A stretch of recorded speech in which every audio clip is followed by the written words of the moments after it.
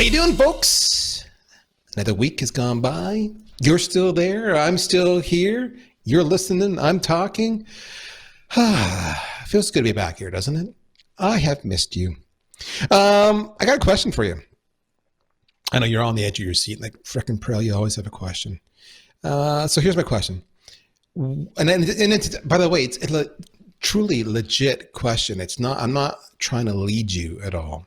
When you get on the phone with a prospect, do you have a plan? Do you know what you're going to say? And I know so many of you are saying, well, of course I have a plan. I get it. And I'm sure you do. I don't have any reason to doubt you. I think, though, many of you think you have a plan and you don't have a plan.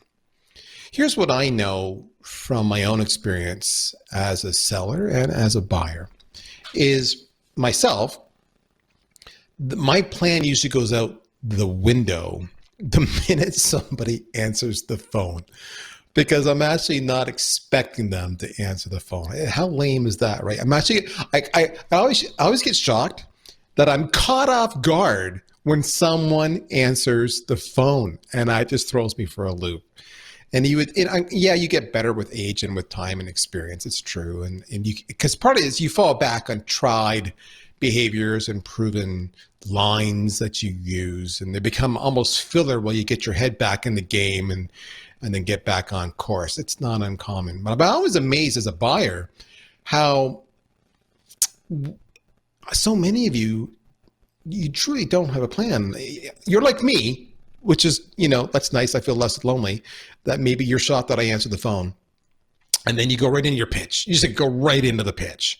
Or you're the complete opposite, which you spend the first minute or two trying to assess my health and my well-being, even though we've never talked before. And chances are you're not going to lose any sleep if my health or well-being is not optimal. But it's like, it is what you do, right? Because we're creatures of habit. What's interesting in all that conversation is we talk about having a script or being ready or doing fillers. What we don't talk about in all that plan, all that conversation, is we don't talk about the things we're not even aware about, which makes sense, right? How can we talk about it if we're not aware about it? Let me give you some examples. This is what I've become aware of over time, is that when I do podcasts like this, you may have noticed this. In fact, I'm going to give you permission if you've noticed this. I have filler words, and I'm bad for them. There's one right there. That was a filler word. Now, that's not a bad one. We all do it. If I did it all the time and excessive, then that would be bad. I will have bridges, expressions. With that said, I think it's my number one bridge. With that said, and now you're going to hear it from now till eternity. And sometimes I use it so often that when I listen to myself, which is not often, because I had the conversation once, and I got to move on. I got other stuff to do. But when I do listen to myself, and I hear with that said, over and over again in the conversation, I'm like, oh, Prail, you're so freaking grating and annoying.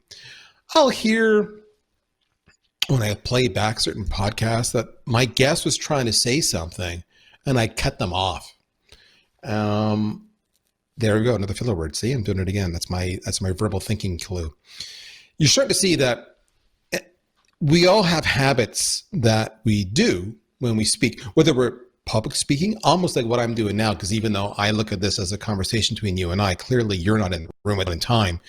So I'm looking at a video camera with the big ass mic in front of me. And that's, I'm not getting any body language from you. So go figure that I've got all this reaction. Similarly, when a prospect is there and they're just listening to you, and they're just really good listeners. They're not doing yeah. They're not doing that. They're just like listening to you. It messes you up, and you see all these bad habits come out. Here's what you may not realize. All of those bad habits, all of those reactions, all of those, I've got a plan, it's out the door. All of those, I'm not listening. they're kicking you in the ass in multiple ways. And I know you know this, but if you truly knew it, you'd be fixing it. So you know it, but you choose not to deal with it, which, hey, I get it. But they're kicking you in the ass. If my guess, I don't know why they don't yell at me and say, Prale, if you say, with that said, one more time, I'm hanging up right now, we're done. And I wouldn't fault them for that. I often wonder when I cut them off, what nugget were they going to give me that might have been just like the epitome of the show and could have changed the direction of everything? Could have made that episode, great instead of just good. Could have made that call amazing instead of just adequate. So, what do? That's a good question. What I do is I reach out to my good friend, Richard Smith. Now, do you know Richard Smith? Richard Smith is with Refract. Now, I'm probably going to get this all wrong, but what they do is they actually do conversational analysis, analytics, and they have artificial intelligence. They have amazing tools, and they actually teach you how to be better.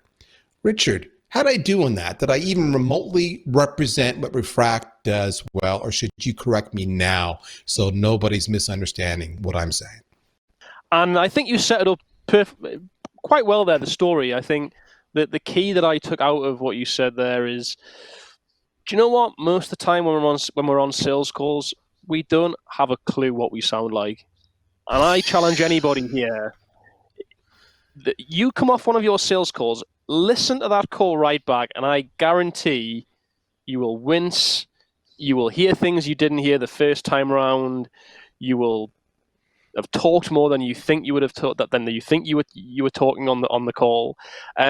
Without listening back, we live in complete false ignorance of what we actually sound like to our prospects. So, yeah, that's kind of what we're doing, is shining a light on all of that and helping people understand how to have better conversations with their buyers. There's a line on your website that it jumped off the page at me, so much so that I actually copied it and put it in my notes. And I actually rarely do this, but it was so well done. Clearly, I'm going to give Matt credit for that instead of Richard. Matt's he's the real brains behind the company. Richard's just the playboy, good-looking guy. That's what he is. And your one line says, Refract analyzes every call and demo, profiling, get this is the best part here, the revenue-defining moments, revealing what leads to successful outcomes for your team. A revenue-defining moments. Part of what I was talking about was really defining moments that probably don't lead to revenue. And so I'm looking forward to today's conversation. The one question, I guess, I want to start it off. Now, I don't know if you have the answer to this, but do you know, or do you have any indication, how often do reps typically, on average, actually listen to themselves, and not just periodically once in a blue moon, but consciously make a point on a regular basis, go back and review their calls? Does that happen today?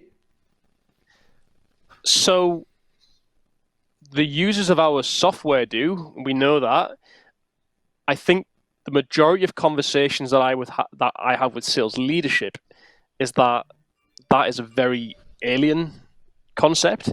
I think it's one of those things I talk about, Darryl, where we talk about sales as a profession. Everybody listening to this podcast right now would classify themselves as a sales professional.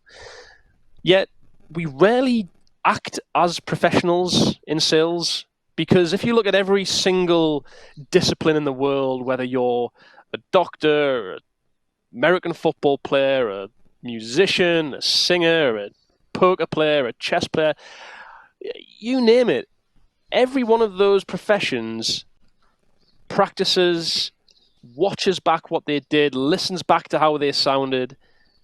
They will test it and try it, new techniques again and again. They'll listen back, they'll refine, they'll watch back, they'll do some more refinement. Because guess what? That's how you get better at what you do. But how many salespeople listening to the podcast are actually doing that for themselves?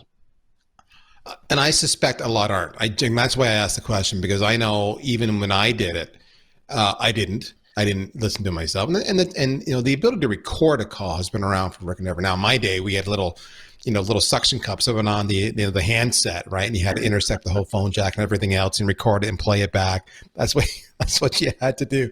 Different era. My goodness, you guys have no idea how fortunate you are now. I won't even go. You look it up. Seriously, yeah, how they used to record phone calls. It was really, really lame. So let's do this. What I want to do today, I was inspired by your one of the blogs on your website. You talked about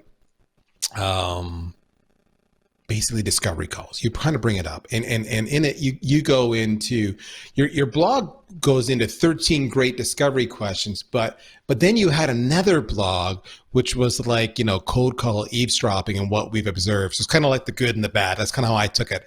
So I want to mesh this all up. I want to talk about discovery calls. But I want to talk about where people go wrong, because I'm a big fan of train wrecks and car crashes, and I want to see the blood and the gore so that I can learn that I should not drive really, really fast while drunk, that's bad for my health and my long-term success. So that's what we're going to do today, if that's okay with you. Is that okay with you? Yeah, let's do it. I've got lots of opinions to share. Okay, I love it. Okay, so what we're going to do, before we start, let's just do this. I'm going to get the commercial out of the way so that we're not interrupted. If you guys aren't listening to the commercial, not a problem. Go to refract.ai, check out the company, check out Richard. That's what you should do. Or check out those blogs I talked about.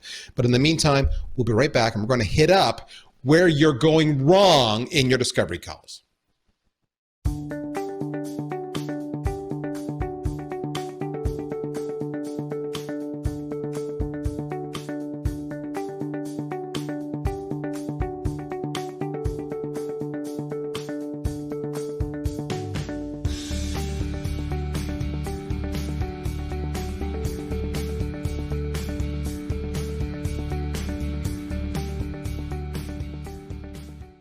Okay, so let's just get right into it. And by the way, how many people here actually went to refract.ai? All right, you should. Good tool is Pocket. Familiar with it? You can go and bookmark it and read it later. Just total sidebar.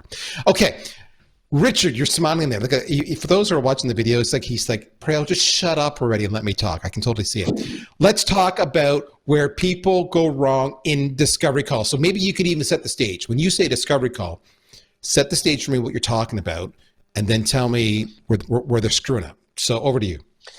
Yeah, so I've always classified discovery as, first of all, the most important stage in the sales process. I would always frame discovery in the main as that scheduled first conversation where we've got a new opportunity, they've committed to meeting with us for the first time, and this is that first conversation. So before we start thinking about, pitching our products, showing everybody what we do, which leads me nicely into pitfall number one, but this is the key stage in the process. This is where deals are won or lost. Get discovery wrong, you can forget about the rest of the process. And I think that's why a lot of people, they get discovery wrong and they end up 4 months into a sales cycle with a prospect who's never going to buy from them because they didn't do all the right things at the start. I want to emphasize what you said there. The one thing he said was this was a scheduled call. That was a really important part. So it's not a brand new cold call. This is a scheduled call. In other words, you've already got past the cold call, and they've agreed to allow you to fundamentally interrogate them to learn more about how the solution might apply to them. So this is like the most important call ever. All right. Because this will quickly determine if you can make a dramatic impact. They're going to give you all the information you need, mostly, to put together a compelling proposal. They're going to tell you their pain points. So in other words, instead of you selling features and functions, they're going to tell you the pain that you need to solve to overcome for them. And if you do this right, you're going to establish the value of your offering, which you're going to use to overcome objections and you're going to use to negotiate on price. It all starts here on the discovery call. Whew, no pressure. This is the call. This is it, baby. Where do we go wrong first? So the first fundamental problem I commonly see is it's simply that salespeople are not dedicating enough time to this crucial stage in the sales process. A lot of people still think of discovery as, I'm going to ask you 2 or 3 questions to understand about your sales team or your marketing team or whatever it is that they sell. But I cannot wait to show you my product, and I'm going to share my screen. I'm going to show you these features and all these cool dashboards, and I'm going to hope that you love it because everybody else loves it. And lo and behold, you end up basically giving it the same demo that you've done 50 times over to other prospects, showing the same features that you think are cool, most of which aren't relevant because guess what?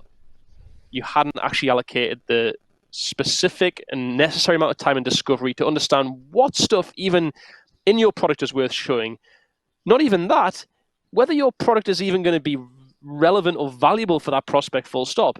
So in my opinion, and there's a little bit of kind of debate about this I see in the sales world, is that discovery, the scheduled discovery call, should be completely separate to the demo. You should not even think about showing your product off in conversation. When you do that, you make sure that that entire time slot that you schedule with the prospect, that 30 minutes or 45 minutes or an hour, is dedicated to discovery, information gathering, understanding how you can help. There should be no temptation to show any wonderful features and functionality. Your prospects, some of your prospects won't even deserve a demo. That's for you to decide through discovery. So the fundamental flaw number 1 is make sure that the discovery is a completely separate conversation. Put it on the pedestal that it deserves as the most important part of the sales process, and don't dilute it with your product demonstration. Oh, dude, I gotta open this up, and I got lots of opinions on this. Okay. I agree with you. In an ideal world, the demo should be a separate conversation. I fully agree with you. But let's table that for a second. Here's what I know to be true. My schedule as a buyer is very finite. It's very scheduled. And, if you can give me 2 short meetings as opposed to 1 long ass meeting, I'm going to take that every time. The chance that I will be able to handle 2 short meetings, we'll say 2 30-minute meetings on separate dates, are so much more likely than 1 60-minute meeting as an example. That's point number 1. Point number 2 is many of you are worried that if I don't do the demo now, I'll never get a chance to do the demo, which means you're relying upon the product or the solution and the features and the functions to be what actually closes and hooks that buyer, when the reality is it has nothing to do with your features or your functions. It has everything to do with them having a pain and you being able to fix that pain, not your features. Your features are just, it's a process to get to the end. That's all it is. So 2 meetings, much better. The next thing is, if you spend your time doing that discovery properly, then a couple things happen. 1, you can listen to the call again and again and again. You can seek input from other people at the office to say, did you hear what I heard? What are the priorities? What did I not understand? What did I not ask? And I can maybe even follow up with an email after the fact and say, when you said this, I want to be clear. Do you mean this or do you mean that? So that when you get to the demo, which is the second call, then all you do is you open up and say, okay, let's recap. This is what I heard you say were the real top pain points, A, B, C, D, and E. That's it, okay? I'm going to show you how I solve A, B, C, D, and E. And if you're still interested and you want to see more about the product, okay, great, we'll do that. But I don't want to waste your time. And you hit such a powerful point, which was after that discovery call, maybe they're not worthy of a demo at all because they just don't fit. But too many of you are so desperate for a sale that you just want to go all in on the demo and pray and hope that something changes. I would say to you, are you not respecting your own schedule enough, your own efforts? If you're wasting your time on a demo with them, you know what you're not doing? You're not prospecting. You're not qualifying that other opportunity. That alone, Richard Smith, that alone was solid gold. They go into demo mode as opposed to discovery mode because it's what they know and it's what they're comfortable with, and they're just missing out on so many opportunities. Brother, that's a high five. Oh, man. I feel just goodness flowing through my veins. But let me just come back to something that you said. I think what I love about listening to this show, Darryl, is so often you provide the perspective as the buyer, which I think for so many salespeople they very rarely get to hear that. And you just said, 2 short 30-minute meetings works better for you. And some people out there be thinking, oh, what, 30 minutes to do a demo? Oh, that's not enough time. Well, hang on. If you did 30 minutes discovery, you'd figure out probably the 20% of your product that's going to be relevant for that prospect. And so instead of showing the other 80%, which isn't relevant, you focus on the 20%, you've demonstrated the prospect the specific parts of your product or service that can address their specific pain points and challenges. You will only need 30 minutes to do that. I'll even go one step further, because this is what's going to happen. You're going to show me in my example A, B, C, D, E, because that was my pain point. I'm going to say, yep, I can see you can do it. And then I'm more than likely going to hand you off to somebody else on my team that says, okay, now drill down and, does it integrate with Salesforce or whatever, and, how does it fit into my stack and what are my options and blah, blah, blah. I don't care about that. I trust my staffer to do that. You pass the litmus test with me. I have now anointed you because I've handed you off. Go have that 1 or 2 hour demo with them. Rock yourself. It's great. That's what I want you to do, but I don't want to see it. I just want to know you can fix my problem. So huge point. Okay, let's move on. What's the second thing you see people going wrong when it comes to discovery as you listen to all these calls and you analyze them over and over and over again? Point number 2, salespeople start discovery calls with no agenda whatsoever. What I mean by that is I'm not expecting, okay, Mr. Prospect, we're going to talk about topic A, topic B, topic C, topic D. It's not what I mean by an agenda. I'm talking about this is the expectation of what the purpose of today's call is, and these are what the outcomes are of this conversation. Too many salespeople I see, they start a discovery call, they say, hey, Darryl, how you doing? How's the weather in Canada? Oh, yeah, blah, blah, blah. And they go into their questions, and Darryl's at the other end of the line thinking, I'm still unsure about what happens at the end of this call. Is the sales guy going to ask me to get my credit card out? Is he, what happens next? You don't know what the purpose of it is, the purpose of the conversation is. So too many salespeople are just kind of bleeding into their discovery calls, and they're not getting any sense of buy-in or commitment from the prospect about the purpose of the discovery conversation. And instead, all that's doing is putting trepidation at the buyer. It's making them resistant to give away information as freely as you would want them to be. And also, it doesn't set a clear objective about what happens at the end of that discovery call, which is so key. So since you asked about the buyer's perspective, this is what I value. And I have coached reps on this over and over again, whether you're on my team or you're just trying to sell me something. When you start my call with, okay, Mr. Prale, or okay, Darryl, okay, dickhead, whatever it is you want to call me that we agreed to, I'm okay with that. Okay, sir, let's to recap. We still have 1 hour. You have to be off the phone at 3 p.m. Is that correct? Yes. Great. Because if the answer is no, it's 2:45. Well, right away, you want to do this. Great. Now, what specifically do you want to accomplish today? Well, I want to accomplish, this now. I want to learn about your product, whatever it might be. Okay, great. Here's what I want to accomplish today. And if this goes well, then we can agree to carry on the conversation or do X or do Y. Does that sound reasonable to you? Yes. Great. When you do that, oh my gosh, I love you. And then in the next call, this is when you're going to have me high-fiving you. Okay, good to talk to you again. Do you mind if I recap our last call? Make sure we're in alignment just to get us up to speed, because I know you're busy. Your mind's probably in 1,000 places. Yes. Okay, so what I heard you say was you said A, B, C, D, and E, and you wanted me to follow up in this call today to do 1, 2, 3, 4, and 5.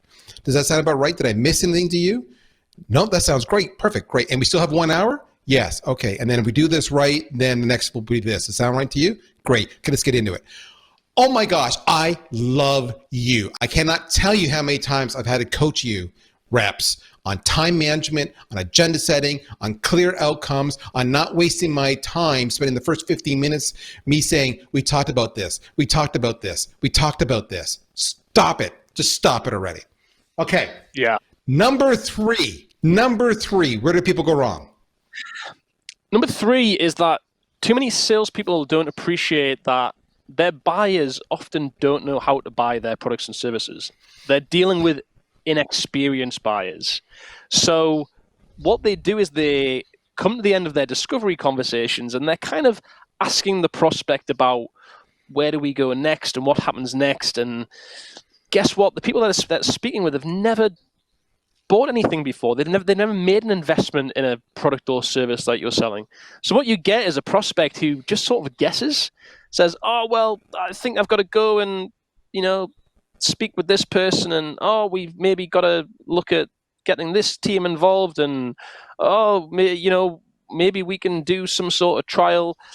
And there's one thing I learned some time ago from a brilliant sales trainer, Darryl, who said, this is your sales process. Take prospects by the hand and guide them through your process. It's not saying that you have to force them there, because we can't force prospects to do what they don't want to do. But for those inexperienced buyers, if we say, okay, so typically in these situations, Mr. Prospect, when we've identified that we can help you in this, and this is what would typically happen next. And in that next stage, which is a sales demo, what would normally happen is we would also get involved with other people who this issue is important to.